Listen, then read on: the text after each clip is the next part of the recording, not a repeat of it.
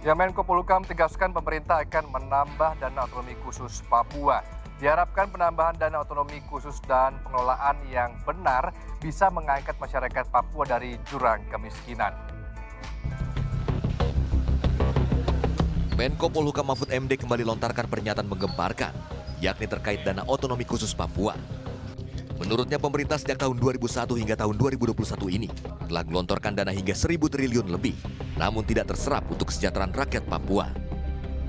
Mahfud MD kemudian juga menyoroti dana otonomi khusus Provinsi Papua yang mengalir pada era pemerintahan Gubernur Papua Lukas NMB yang saat ini menjadi tersangka KPK dalam kasus gratifikasi mencapai lebih dari setengahnya. Selain ungkap ketidakberesan pengelolaan dana otonomi khusus Papua, Menko Polhukam juga sebut pemerintah akan menambah jumlah dana yang digelontorkan. Karena dana otsus itu diketahui sejak dulu pengelolaannya tidak beres, maka dana otsus itu sekarang jumlahnya dinaikkan dari 2% menjadi 2,25% dari DAU. Dan sekarang pengelolaannya itu dibagi dua.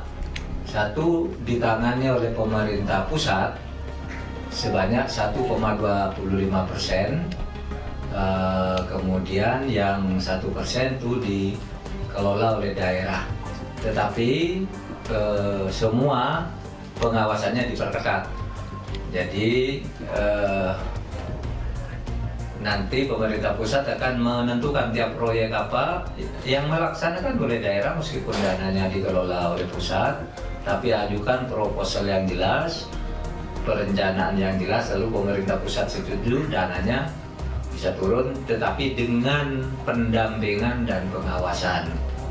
Nah, yang sisanya itu seperti biasa, silakan kelola oleh daerah, tetapi juga harus dipertanggungjawabkan sesuai dengan mekanisme yang berlaku. Sehingga bedanya apa? Untuk yang 1,25% itu pilihan proyek dan programnya itu dibicarakan dengan pusat, diawasi dan dipertanggungjawabkan dengan ketat. Kemudian yang 1% itu pilihan programnya silakan daerah, tapi tetap harus dipertanggungjawabkan sesuai dengan hukum keuangan negara. Itu aja.